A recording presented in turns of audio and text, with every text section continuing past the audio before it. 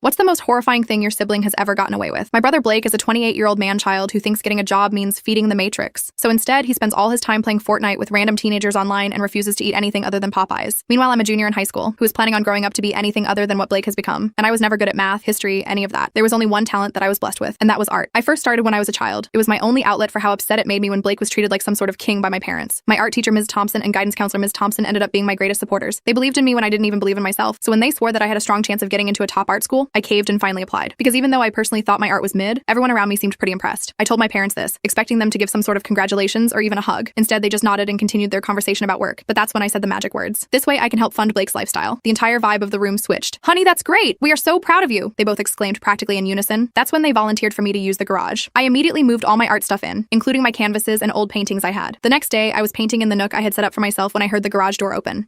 What the actual F? I just bought this motorcycle, so you're gonna have to take your little arts and crafts elsewhere. He tried to make his voice assertive, but I stopped taking him seriously a long time ago. So I sighed and told him that my art could make a lot of money, meaning he could keep avoiding the Matrix. Luckily, this worked almost instantly, and he walked away with his shoulders slouched in defeat. Until last weekend, when my next battle popped up. I was painting in the garage when my dad called and asked if I could buy the family groceries. Well, it was more like a demand, since he was shouting at the top of his lungs. I knew there was no point arguing, so I abandoned my painting and left. I must have driven around to 4 different Aldis looking for the specific meat he asked me to get, because I knew if I came home with anything other than what he asked for, he'd let my brother wail on me. So 3 hours later, when I finally got home and unpacked everything, I went back to my painting. But when I glanced over to my nook in the top left corner, it was empty, and in its place was the sorry excuse for a motorbike that Blake was crushing on. I pinched the bridge of my nose and tried to grab my paintings, consoling myself with the thought of relocating to my friend's house, but they were ruined. He had shoved them all to the floor face down, and the rainwater from our parents' car had absolutely soaked them through. I felt a rage crawl up my spine. Those pieces took a collective of over 200 hours. They were my bread and butter, and my key to get into art school. I thought about telling him off, about telling my parents, but then reality hit me. They wouldn't care. They never did. Suddenly, everything went silent, and I felt like I was the smallest person to ever exist. I cried so much my throat felt raw, and my eyes swelled to double their size. "Mom," I said when I went inside. My voice was quiet, completely defeated. Blake destroyed all my art stuff. I expected her to just shrug her shoulders, but no. "What?" she asked angrily. I didn't have time to say anything else because she stormed up to Blake's room and flung the door open. I obviously sat nearby to listen. "What the actual F were you thinking? That girl is our way out of the financial hole." For a while, there was silence. My entire body tensed up. That's when I heard it. The sound of a heavy book being flung across the room. "How dare you talk to me about that ugly bitch and her little dreams to make me feel bad? Get the F out." The door slammed, and outside I could hear my mom silently sobbing into her flannel. My heart broke. That's when I finally realized my mom was just as scared of the angry men in our house as me. The next day at school, I went straight to the guidance counselor. But this time it wasn't to talk about my art. It was to betray my entire family. I showed her the cuts all over my body, and finally confessed they were from Blake and my dad. I told her about what happened last night. The paintings, my mom, everything laid out on the table. Her face went ghost white. "You can't go home tonight," she said, voice shaking. "What about my mom? Our priority has to be you, my love. But your mom will be safe soon." I nodded while wiping my tears with an old tissue. That night, I was placed into emergency foster care. I was told that the next morning CPS would be raiding my house. But when they did, my mom denied anything ever happened, told them I was losing it. They played the part so well that CPS believed them without even talking to me first. And that's how I spent the next 6 months in a mental institution. The rest of the full story is on my channel and linked below.